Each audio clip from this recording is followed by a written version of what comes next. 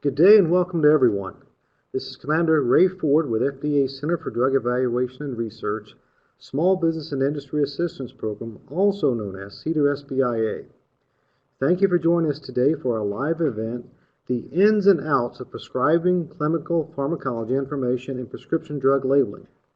The webinar will be posted in its entirety, both video and audio, on our website at fda.gov/CDER SBI webinars within 5 days. Before I begin, I'd like to cover a few details.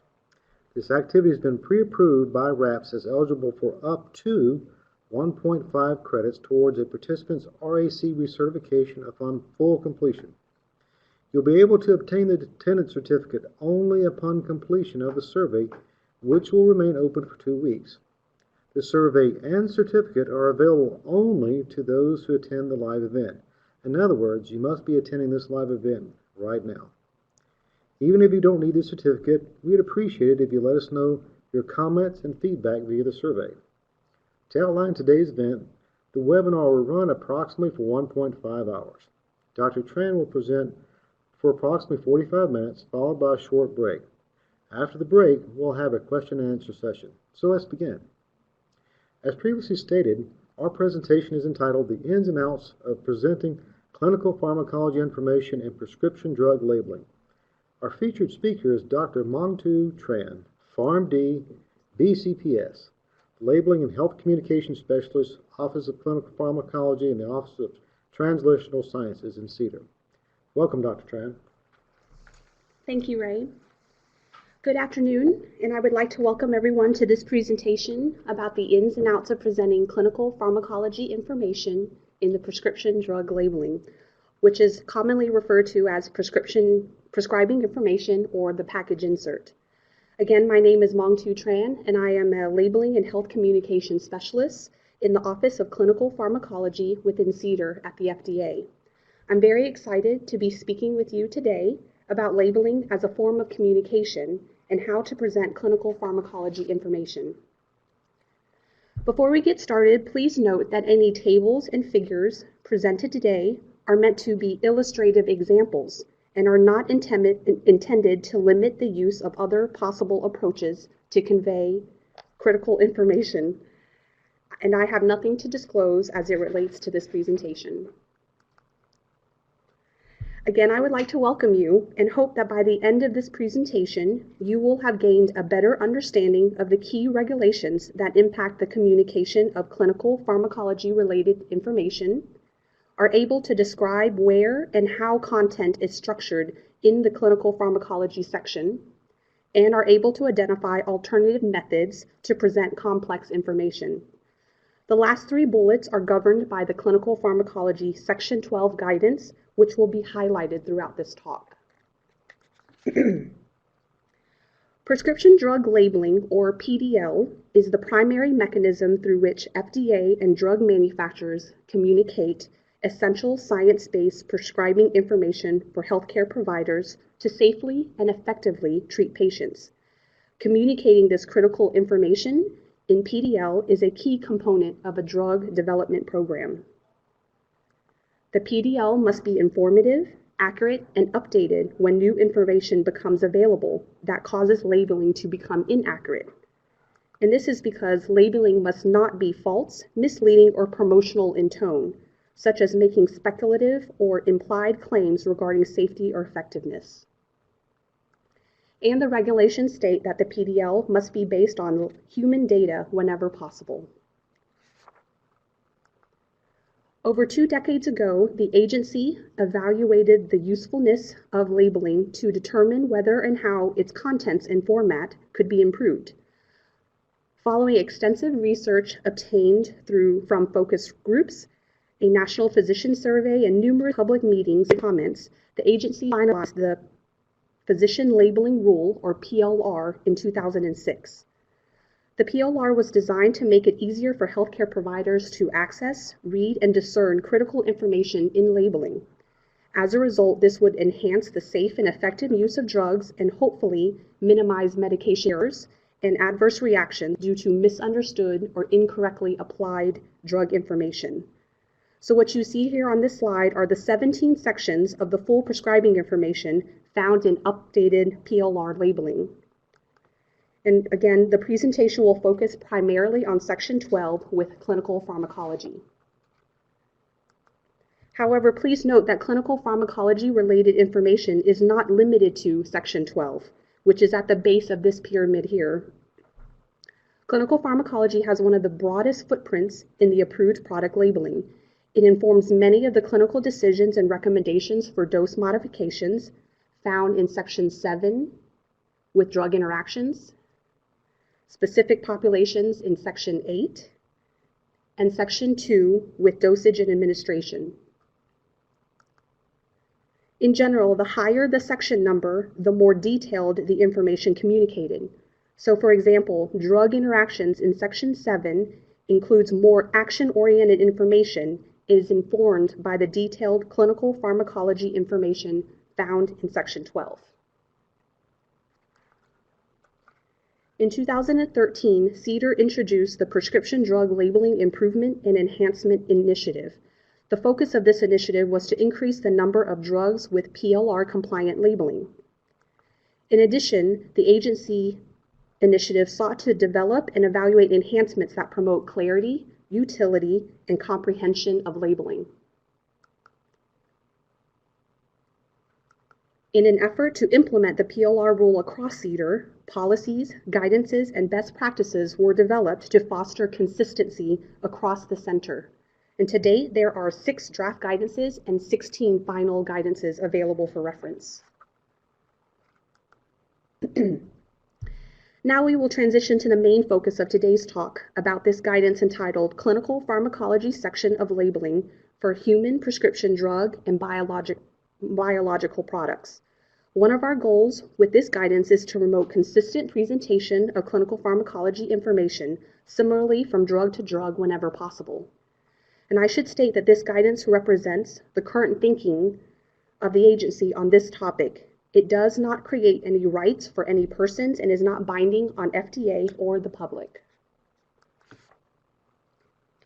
As with all FDA-issued guidances, this guidance underwent a thorough development and vetting process that started over 8 years ago. After many iterations based on external comments and internal clearances, the Section 12 guidance was finalized last December 2016.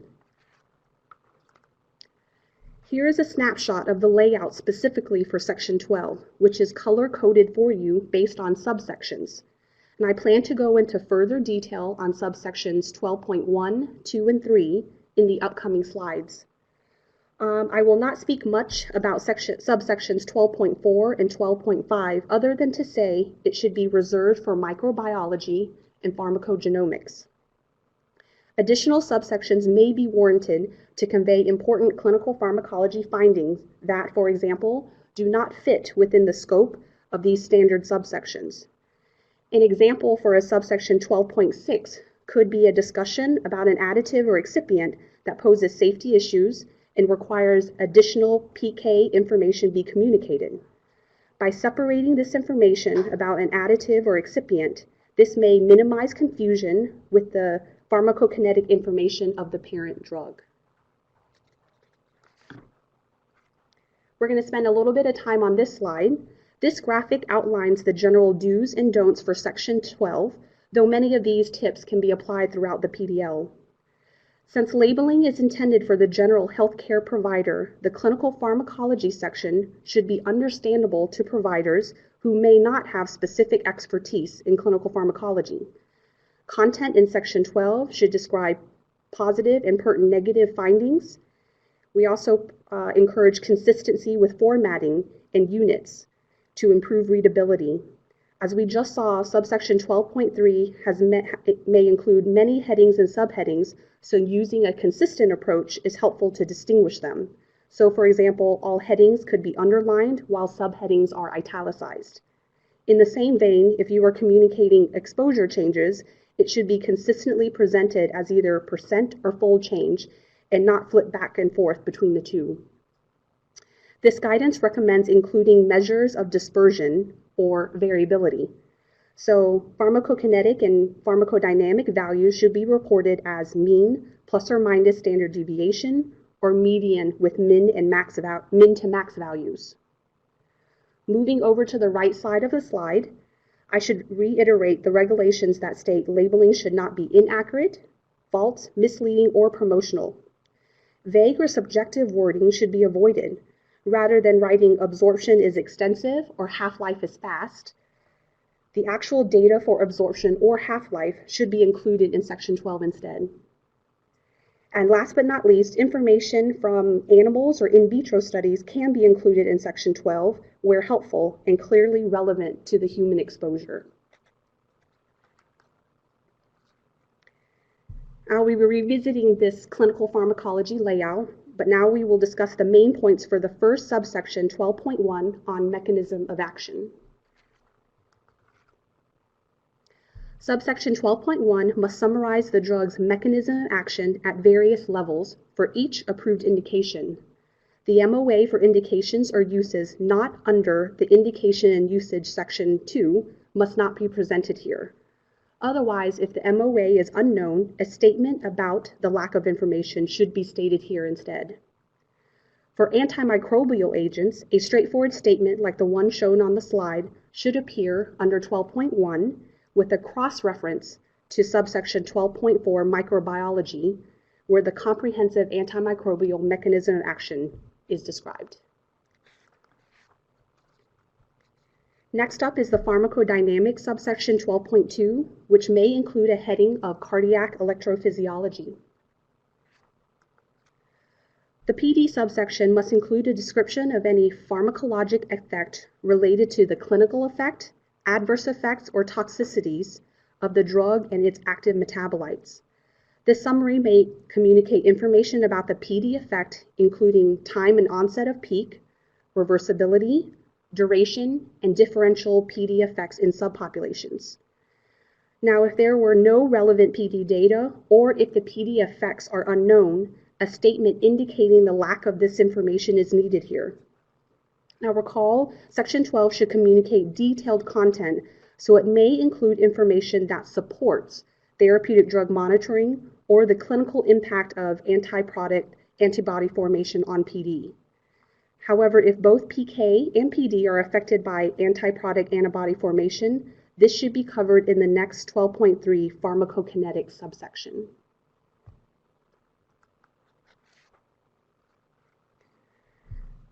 This next point is new to this guidance.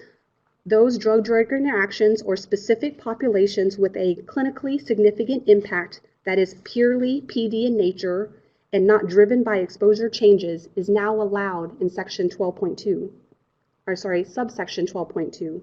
What constitutes a clinically significant impact is when a population characteristic or concomitant drug leads to safety, efficacy, or tolerability concerns beyond what is present when the drugs are administered alone. Non-clinical animal data may be included here if it is necessary for the understanding of pharmacology data in humans. Otherwise, animal data should be covered under subsection 13.2, animal toxicology and/or pharmacology. This heading of cardiac electrophysiology should be included if the drug's effect on the QT interval is known. If there is no drug effect on the QT interval, a summary statement is needed. Otherwise, if the effect of QT interval is unknown, this heading should be omitted altogether. The doses studied and any exposure-response relationships should also be described here. But a discussion of any potentially clinically significant risks associated with QT prolongation should be covered in other sections in labeling, such as a boxed warning or the sections of contraindications, warnings and precautions, and drug interactions. Now we will discuss subsection 12.3 and the many possible headings and subheadings under pharmacokinetics. A notable change in this guidance is how the headings do not strictly follow the traditional ADME order. So we still have absorption and distribution as headings, and now have an elimination heading. Under that elimination heading are the subheadings for metabolism and excretion. In addition, this subsection includes headings for specific populations and drug interaction studies, and I will speak to all of these headings in the next few slides. This guidance creates a general pharmacokinetics section that contains the information that doesn't fit well under absorption, distribution, or elimination. The subsection should begin with an introductory paragraph of clinically significant PK properties of the parent drug and its relevant metabolites, and should not be repeated in the subsequent headings or subheadings. So for example, this introduction may include PK linearity or nonlinearity over the range of study doses. It may state if the drug is classified as a prodrug, and include clinically useful information on the expected exposure of the drug, like Cmax, AUC, time to steady state, the accumulation ratio, and changes in PK over time. As we move into the first heading under PK, it should include information related to the rate and extent of absorption for oral and other non-intravenous routes of administration. Other absorption factors found here can include information about the first pass effect and whether it occurs in the liver or intestines, other mechanisms affecting bioavailability like chemical degradation, intestinal metabolic enzymes, or transporters. The extent and sources of absorption variability within and between individual, if it's known, should also be presented here. The clinical relevance of disease-related changes in absorption, such as fast or slow GI transit, and absorption variations at different administration sites can all be covered under this heading.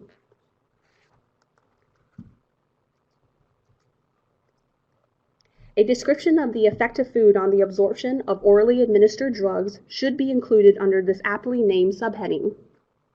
The fat, carbohydrate, and protein content that contribute to the total calories and composition of the foods used should be included. Other content found here could be study results of important PK parameters or the effects of the timing of meals on absorption. If there are no clinically significant changes, then consider stating the pharmacokinetics of drug X were not altered when administered with a high-fat meal. Specific instructions for administration of the drug related to food effect is best covered elsewhere in the labeling. For example, I've seen the recommendation to take with or without food in labeling, but please note that this actionable information should be under Section 2, Dosage and Administration, and not repeated here in Section 12. The drug's volume of distribution and protein binding should be included under the distribution heading. It may also include other clinically important results related to a drug's systemic distribution, such as distribution into blood components, tissue, or CNS. As I mentioned before, the elimination heading is new and should include the drug's total body clearance and half-life, since neither fit very well under the excretion subheading. This introductory paragraph can include information about relevant contributions, like the percent of total clearance attributable to renal and non-renal clearance pathways. Now, usually the effective half-life is reported here. However, if a long terminal half-life is important for the safety and effectiveness of the drug, it should be described under elimination. But any management strategies related to long terminal half-life should be described in other appropriate sections, like in warnings and precautions.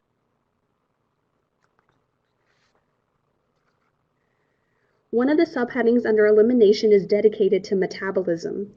The metabolism subheading includes a description of the metabolic pathways, any contributing enzymes, identification of major metabolites, and if the source of the information is from in vivo and/or in vivo studies.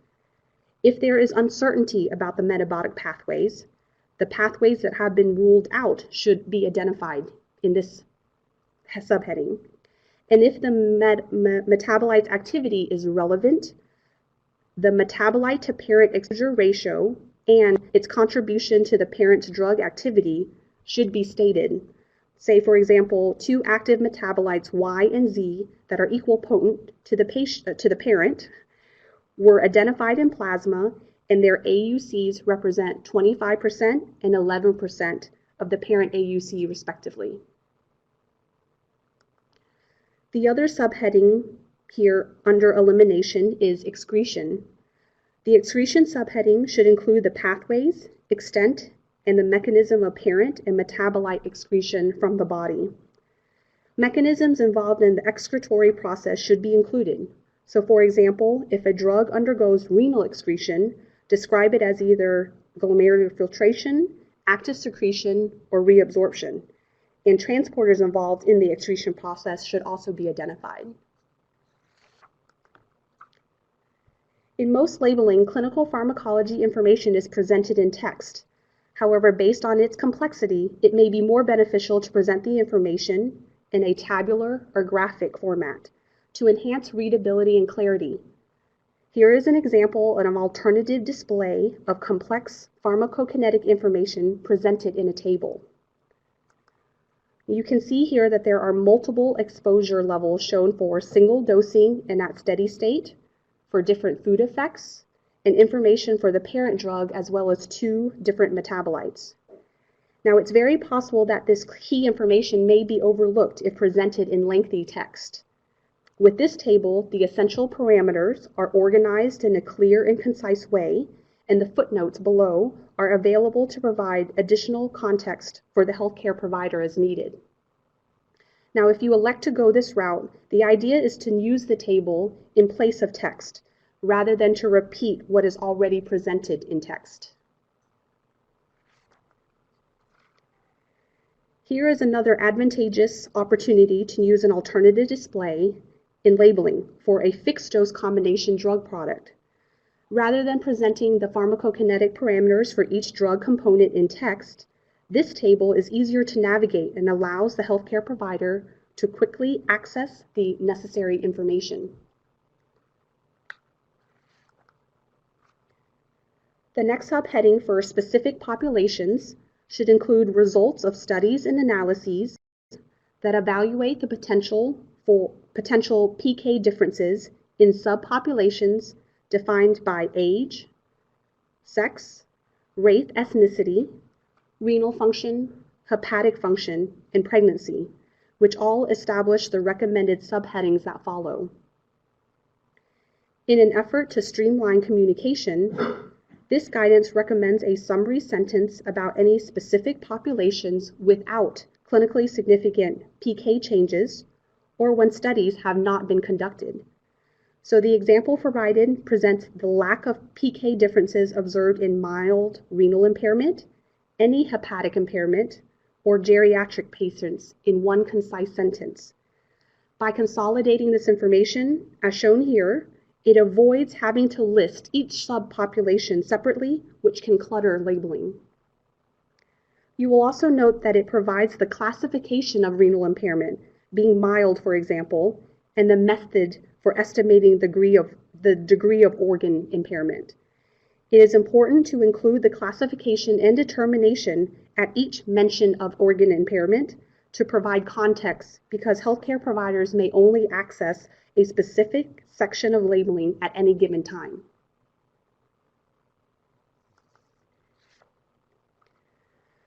The subheadings under specific populations are fairly self-explanatory. PK differences in subpopulations based on age greater than or equal to 65 years or less than 17 years should be presented under the geriatric or pediatric patients subheadings. The study descriptions and results that identified PK differences based on sex or race and ethnicity should be presented under their respective subheadings. PK differences identified in patients with varying degrees of renal or hepatic impairment should be presented under the appropriate subheading. And remember, the classification and determination of organ impairment should be included. So it should be stated if eGFR from the MDRD was used to determine renal impairment, or if Child-Pugh was used to determine hepatic impairment. If applicable, the descriptions and results should be presented under the Pregnant Women subheading for studies that were conducted or used to support risk statements in other sections of labeling. Now, additional subheadings beyond the 7 subpopulations I've just discussed may be added under the specific population heading if it is informative for clinical drug use, like adding a subheading for smokers.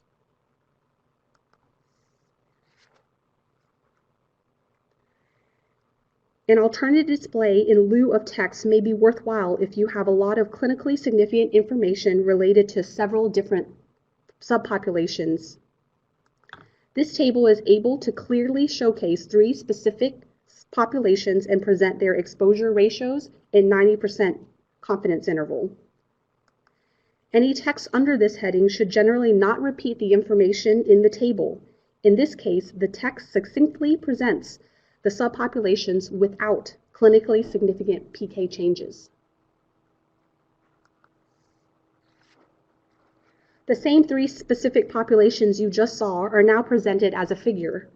This guidance does not strictly stipulate when a table versus a figure should be used in labeling. It recommends that the best alternative method or display be used in lieu of text that clearly conveys the complexity and breadth of information necessary for the understanding by a healthcare provider. In this figure, the dashed vertical lines define the changes that were used to inform dosing recommendations found elsewhere in the labeling.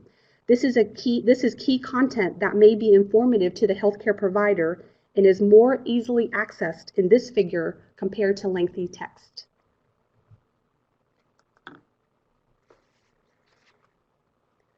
Drug interaction studies is the last heading under the 12.3 Pharmacokinetics subsection.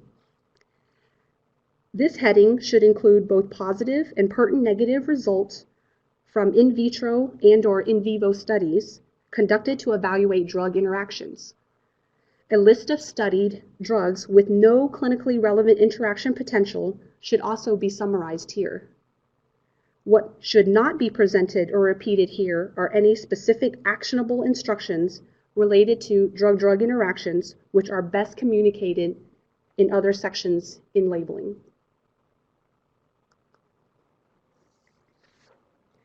Here is a comparison of the preferred and non-preferred text presenting a specific drug interaction study. The preferred example uses a subheading to clearly identify the interaction with strong CYP3A inhibitors. It presents the most informative content in a way that is more easily understandable and removes redundant or extraneous information as it appears in the non-preferred example.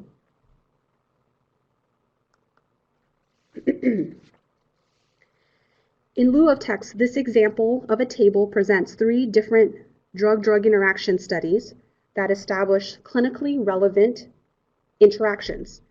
In addition to the mean values, it provides the 90% confidence interval and the min to max values so healthcare providers can quickly discern the extremes in exposure changes. Now, complementary text under this subheading is okay as long as it's not redundant with the information in the table. In this example, the clinically significant findings are presented in the table, and those that are not are communicated in a brief sentence.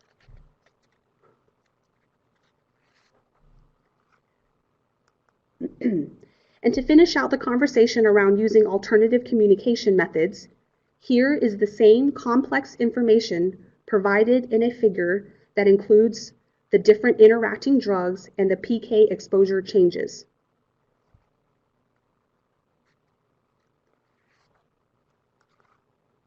As my presentation comes to a close, I would like to share with you the next 2 slides which summarize the high points for the subsections we just discussed. A PDF of these slides will be made available for you for reference so that you can review these slides in further detail.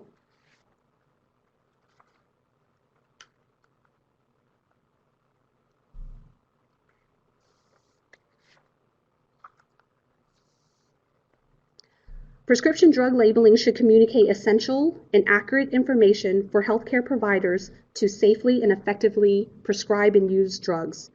I hope that you have a better understanding on how to ensure consistency in the format and content of the clinical pharmacology section, and to consider use of tables and figures to enhance readability and clarity of complex information. Ultimately, this Section 12 guidance is intended to provide a general framework for the clear and consistent presentation of clinical pharmacology information in labeling. We have compiled some resources here on this slide, which include links to the guidances and the PDF of today's slides, in addition to other useful tools. Thank you for your attention, and now I will turn this over to Ray, who will explain how the Q&A session will proceed. Our thanks to you, Dr. Tran, and also to the audience. We will now take a short break and will resume shortly for a Q&A session. Joining Dr. Tran for Q&A will be Dr. Joseph Grillo and Dr. Eric Brodsky. Please take this time to submit your questions via the Q&A pod. We'll answer as many questions as possible relevant to the presentation.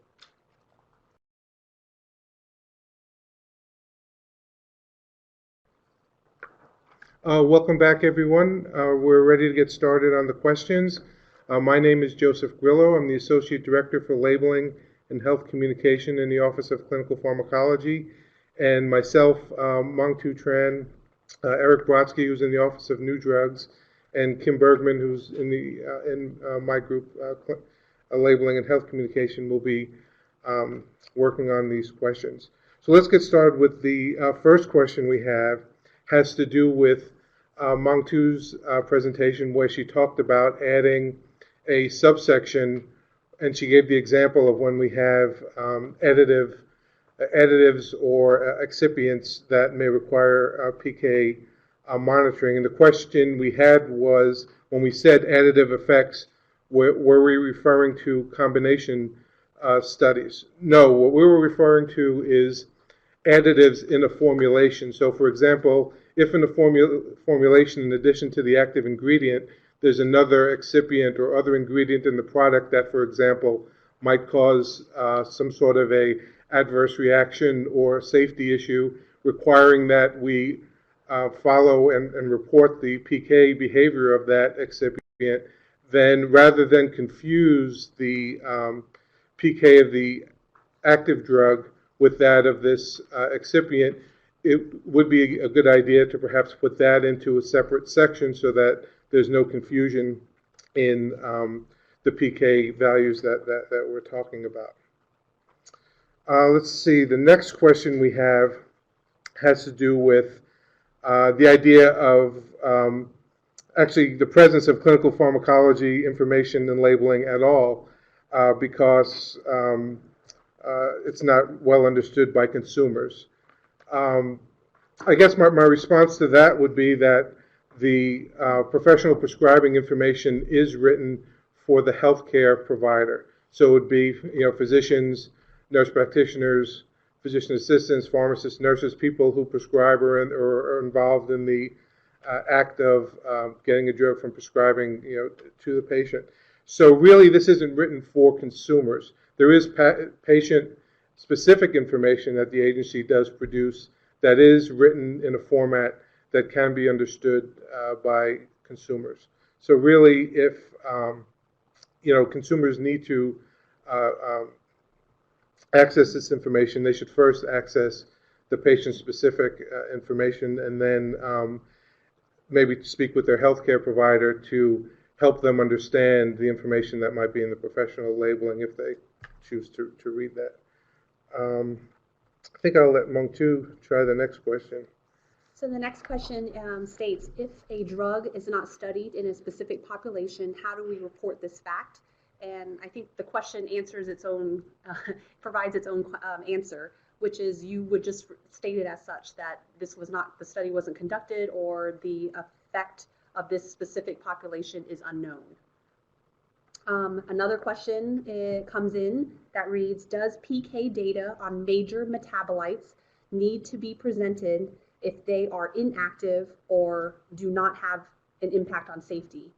And so let's define what a relevant metabolite is. So that's either an active metabolite that has a sort of effect or impact, or if the metabolite may have some safety or toxicity concerns. So when we speak of major metabolites or relevant metabolites, that's the framework that we're talking about. So we would not want to present any inactive metabolite information or metabolites that have no safety impact on the drug or its effect. So we're going to have Eric Brodsky from the Office of New Drugs take the next question. Good afternoon. So we had a question with respect to, will the new requirements presented today be required for all prescribing information when the labeling is updated? So the Clinical Pharmacology section of labeling guidance provides recommendations. I guess the first thing is, if the labeling must be updated as Dr. Tran stated, if the information is inaccurate or false or misleading. The labeling must be updated to ensure that it's consistent and meets our regulatory requirements. There are some items and guidances, including the Clinical Pharmacology section of labeling guidance, that are recommendations. However, we recommend that we follow the recommendations in this guidance to ensure consistency of the information across all human drugs and biological products in PLR labeling.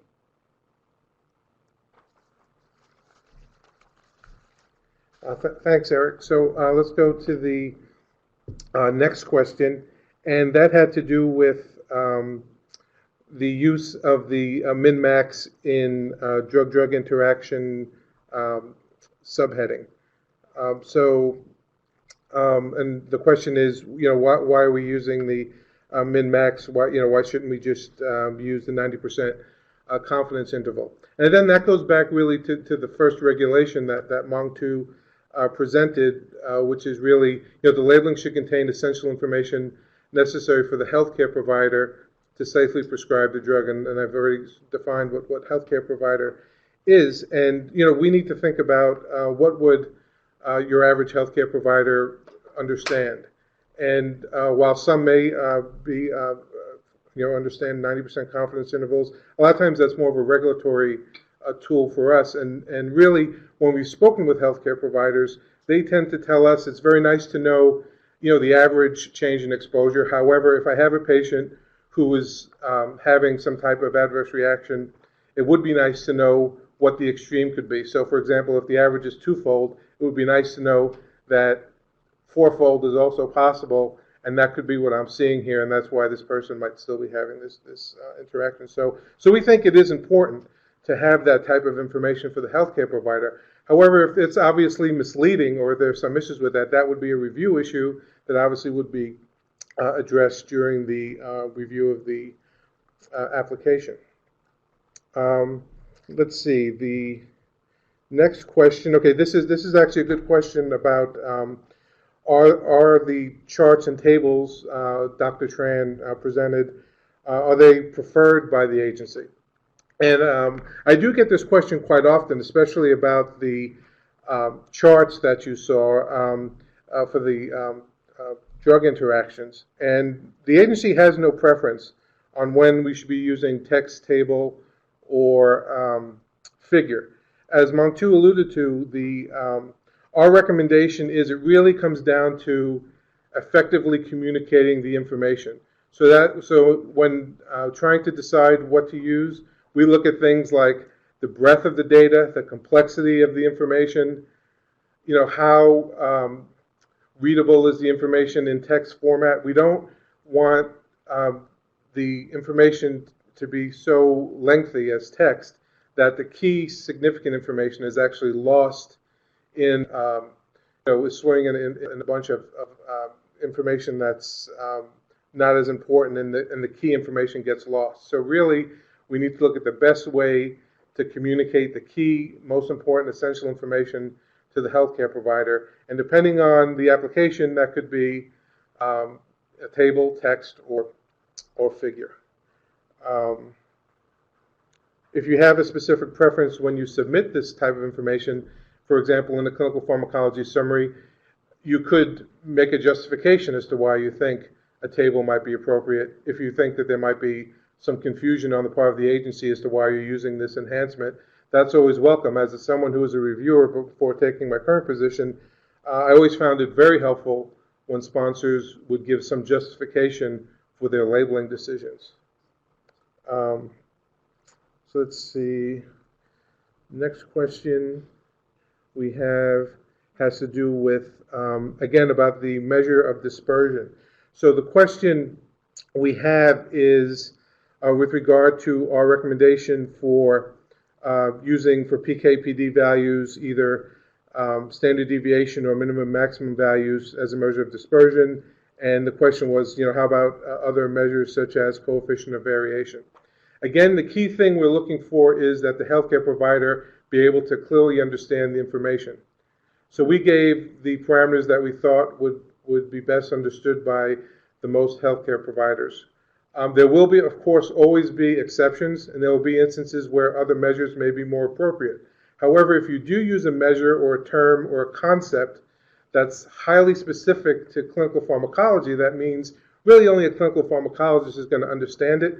We really have an obligation to further explain that information in the labeling so that a healthcare provider who's not a clinical pharmacologist can understand that concept. So that's really the key thing. So if you want to use coefficient of variation as opposed to a standard deviation, I think we need to be clear to the healthcare provider why you're choosing to do that. Because they might not understand, as coefficients of variation aren't often used in routine practice.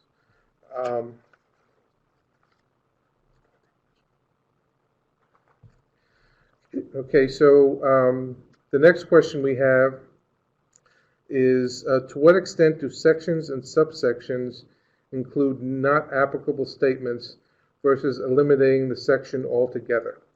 Okay, well, for the most part, if there isn't information that could go under a specific subsection and there's no regulation requiring that certain information be included or the lack of information be included. So for example, as Mongthuong alluded to in section 12.2, there is a regulation saying if the exposure response information, for example, is unknown, that needs to be stated in section 12.2. So it would be hard to take that section out. However, other sections where they have those requirements are such, you can take those out. For example, we've had instances where even section 7, the drug information section, has been removed because there's no interactions. For example, a biologic product where they didn't do any drug interaction studies and there's no actionable information to put into section 7, then most of the information they might have done in vitro or something like this would be in 12.3, and there's no need for a section 7.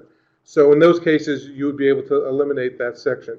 But there's no hard and fast rule, so it's not an ultimate requirement. I think that's something where, again, if you're looking to take out a section, you might want to justify that in your clinical pharmacology summary and just explain to us your rationale for why you're taking this approach to your labeling.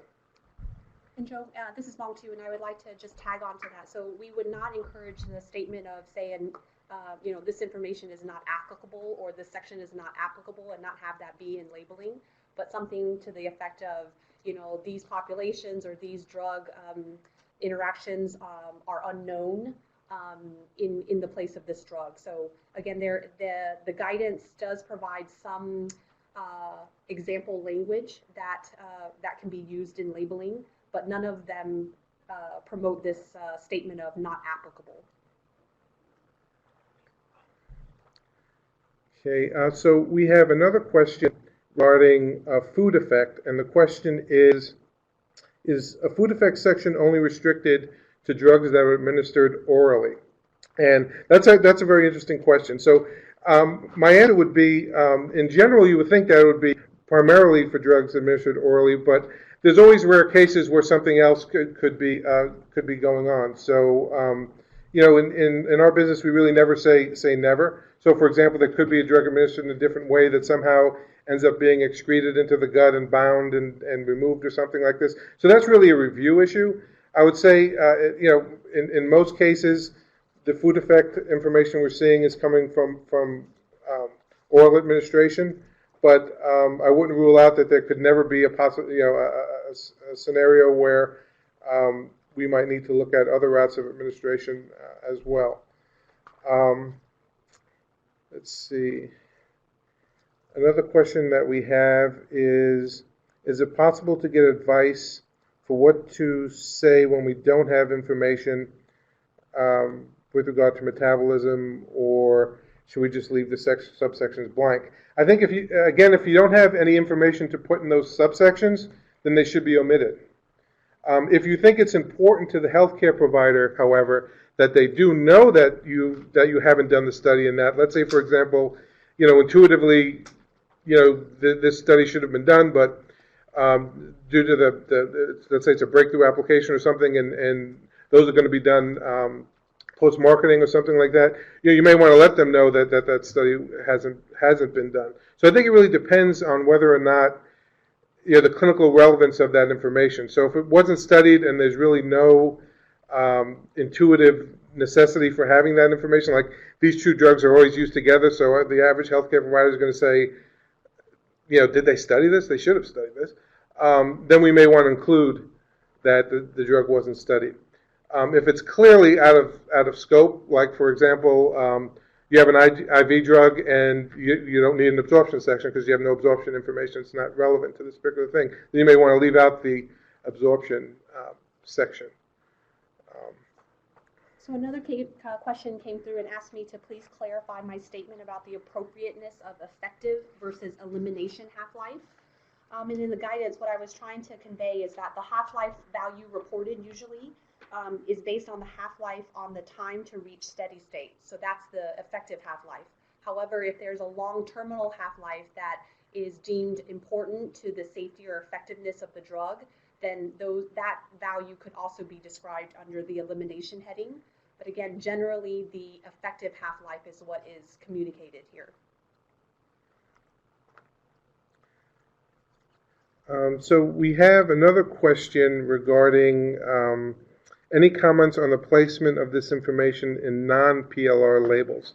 Well, my answer would be I would strongly encourage you to PLR convert your labeling, because really what this whole process is trying to do, even our labeling initiative within OCP and the greater labeling initiative within CDER, is we're really trying to have consistency in our labeling so that the healthcare provider sees the same information in the same place, in the same manner, from drug to drug, from class to class. And we think with clinical pharmacology, we're in a unique position to do this because a lot of our PK information is similar. So a half-life should be a half-life for most drugs. Distribution should be distribution. It's really similar information, although like I said, there are always exceptions to the rule. But really, that's the key cornerstone of our label initiative, is that really we think that the pharmacokinetic information is very similar enough that we should be able to have a consistent presentation from drug to drug, from class to class. Again, there'll always be exceptions, but the general rule should be, our goal should be to try to be more consistent. And one of the best ways to head down that road is to PLR convert your labeling when possible. I know at this point we're probably into the voluntary PLR conversions, but again, we would encourage sponsors to do that.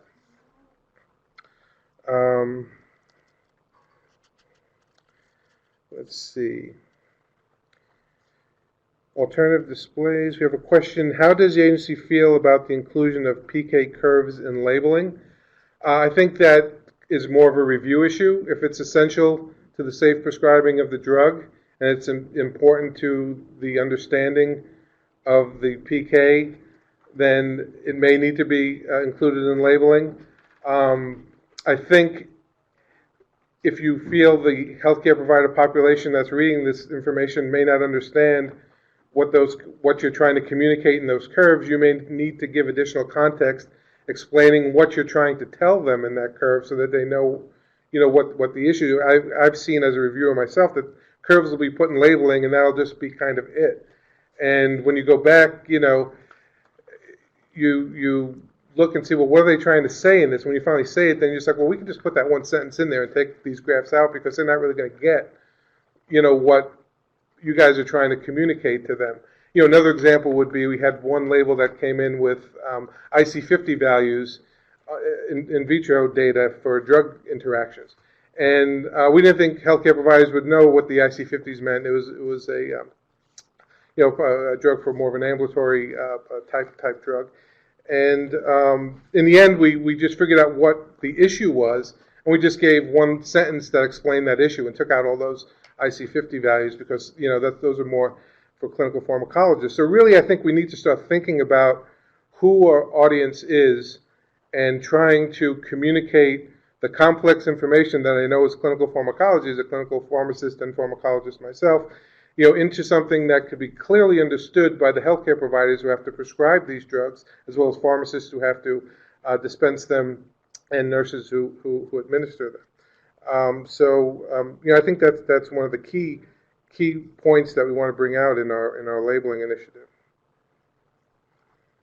Another question that came through asked about the placement of lactation PK studies in Section 12 versus Section 8.2. And the guidance does specifically state that the information regarding lactation, including PK, must be provided in 8.2 lactation in the use in specific population section.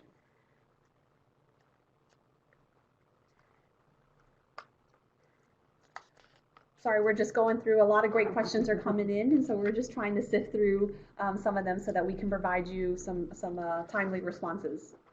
So we have another question regarding the use of the graphs for drug interactions, if we have a preference for using that point line plot that some people call a forest plot. And there is no preference the agency has. Again, it really comes down to the amount of information you have and the complexity of the information. So if you have a lot of drug interactions, it may be clearer to present it in a table or in a figure. If you have just a few, it may be easier to just present it as text. It really depends on the information you're trying to communicate, how complex the information is, how lengthy the information is. Okay, we have a question. Occasionally there are metabolic pathways and transporters discussed in 12.3 that are not mentioned in 7. Does this imply that because these pathways are not addressed in 7, that these are not actionable information? For example, a drug may have actionable DDIs discussed with SBIA 4 in Section 7, but Section 12 there's no statement that says, there is a statement that says it's an inhibitor of PGP. Okay, so the question that I am reading in this in here is really what information goes into 12.3 versus 12.7 with regard to drug interactions. And again, Section 7 is really, if you look at the regulations, is for the clinically relevant drug interactions. It requires that we give the potential mechanism. We should give the clinical relevance of the drug interaction. So in many cases, so for example, you could have an in vitro finding of a transporter, and again, that would be a review issue. So when it's reviewed, whether or not it's a clinically significant issue is determined both by the sponsor and the agency, and if it's a clinically relevant issue, a clinical recommendation is made on it, and it's included in Section 7. If it's not clinically relevant, that will be indicated in Section 12.3, and it will likely be included in there. There are times when there is negative information in 12.3 that requires some additional detail. So, for example, if you had a negative study where, for example, there was some issue with the study. For example, the sample size was very low. There was some criticism that you want to let the healthcare providers know that they need to look at this negative information in a certain way. You may want to give more details rather than put it in that one line that we generally recommend for that. So there are instances where we'd want to do want to do that as well.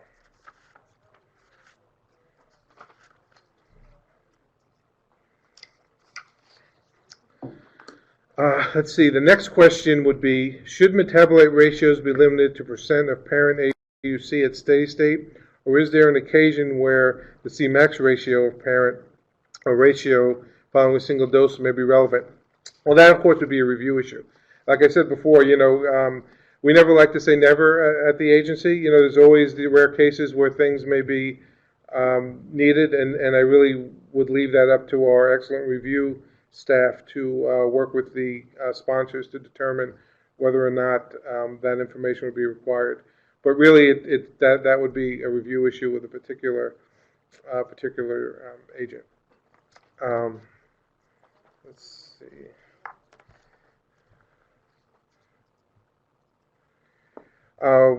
We have a question asking, information generated from population PK studies, can this be used to support renal impairment, dose-related dose modifications? And I believe we have examples where it has been used. I think it's, again, a review issue. Depending on, the sponsor and the agency would have to come together, look at the information, look at the model, try to determine, if it's acceptable. And if so, they'll make a determination, and they would, decide whether or not to include it into labeling. A follow-up to that is, if you were to include POP-PK or PBPK information in labeling, where will it be described? Well, this is an interesting question because it's one of my things that I find very interesting in labeling is that we often see that when we have POP-PK or PBPK information in labeling, it's described quite numerous times. She will see that the single dose study, the kinetics were determined using POP-PK, the volume distribution was determined using POP-PK, the elimination was determined using POP-PK, all the patient characteristics. So we have about 6 or 7 times we say the information was presented using POP-PK. And in those cases, I wonder if it might just be easier to either, one thing you could do is if the information is considered acceptable, do you really need to qualify it as being POP-PK related? The other issue would be if you say that it should be qualified, then do you need to qualify it all those times? Could you make a statement at the beginning saying, unless otherwise specified, the pharmacokinetics of drug X was determined using a population-based approach, et cetera, et cetera, et cetera, and then not go through reiterating in a POP-PK study, in a POP-PK study, or that kind of thing. So I think both of those would be helpful in streamlining the labeling, not making it so repetitive, making it easier to read, making it easier to navigate.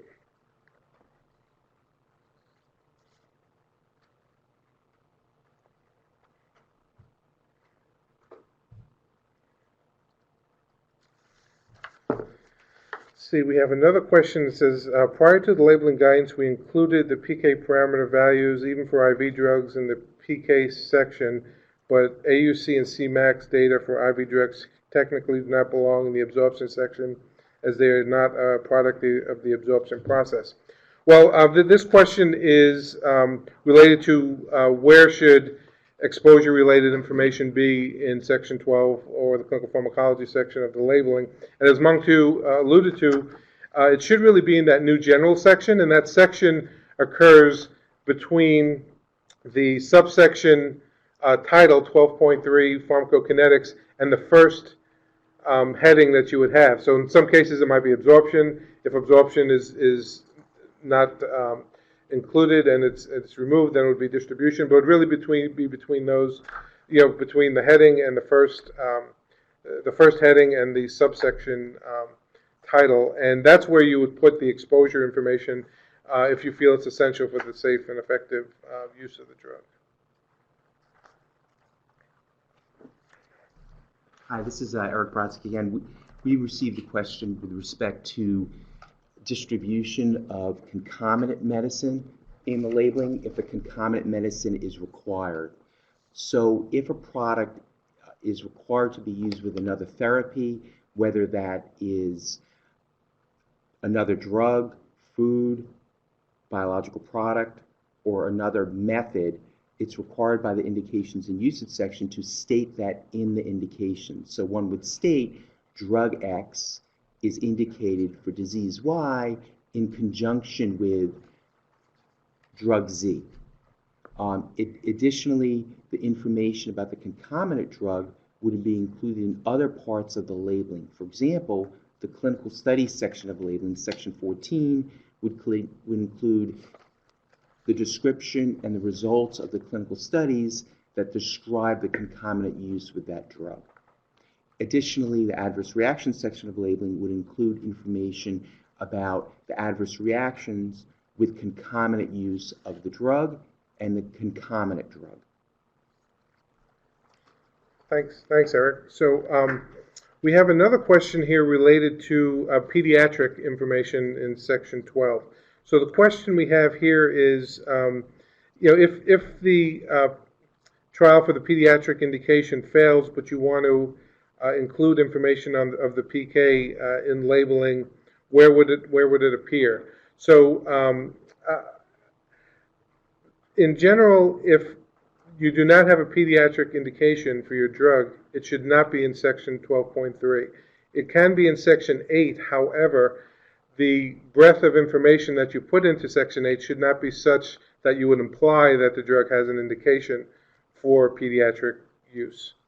And again, what that information might include and whether or not the information is acceptable would be a review issue that the agency and the sponsor would have to work out as part of the review process. But that's where it would be. If you have an approved indication, then it would go into 12.3 under the pediatric heading.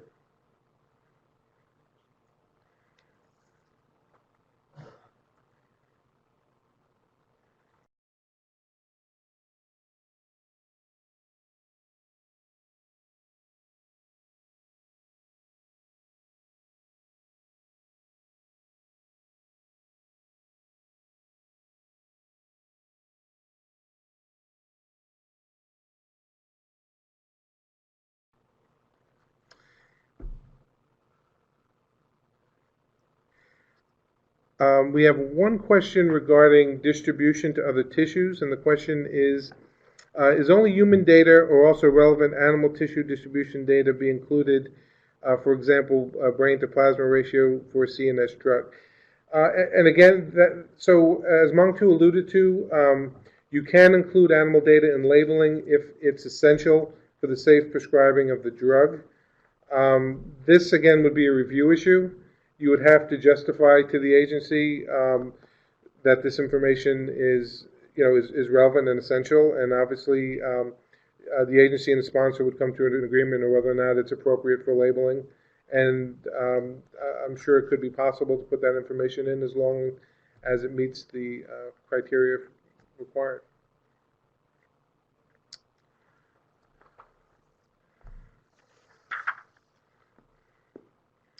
Let's see, in situations where the conduct of a traditional thorough QT study is not ethical or practical, and robust alternative QT studies reveal no clinically meaningful signal, what limitations does the agency put to labeling language from these non-QT analyses?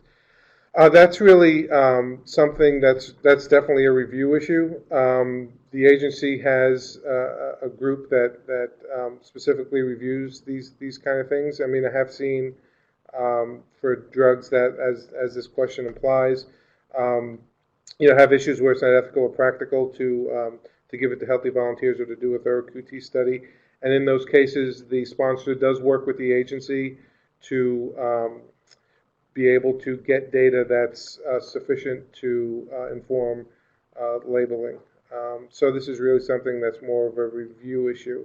And in those cases, we may need more detailed information since doesn't follow the traditional thorough QT study design or that kind of thing. So you may need to put a little bit more detail to describe the study details and the findings and that sort of thing. But again, that's more done on a case-by-case basis, and the agency works with the sponsor to craft acceptable wording.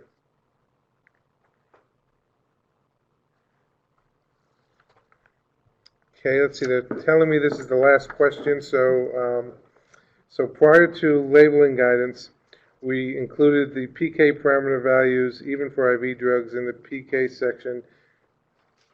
Oh no, we've answered this one already. This was a question about absorption in IV drugs. Sorry.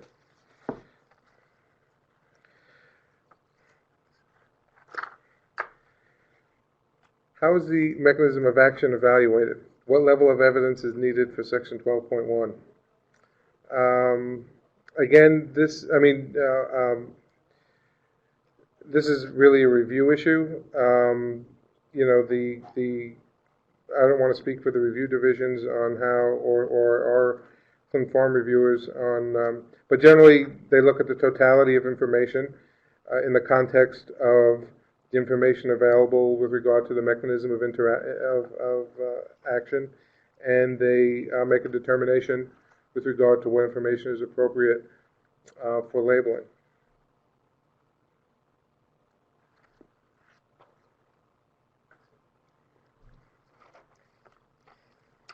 Thank you to our speakers and panelists for your very informative talk and also for clarifying the questions that came in. If your question was not addressed, please resend to CDER SBIA at fda.hhs.gov.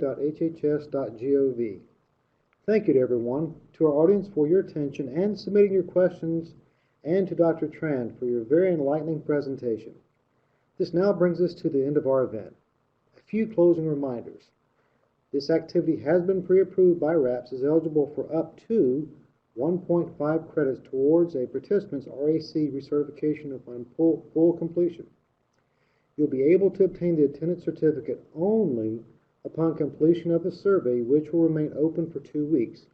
The survey and certificate are available only to those who attend the live event. In other words, you must be attending the live event right now. Let us know your comments and feedback via the survey. This will provide us with ideas for future improvements. If your question was not addressed, please resend to CDER SBIA at fda.hhs.gov. On behalf of CDER Small Business and Industry Assistance, we hope that you enjoyed today's presentation and found it helpful. We look forward to your presence at future webinars, which will be advertised at our website at fda.gov/CDER SBIA webinars. Thank you.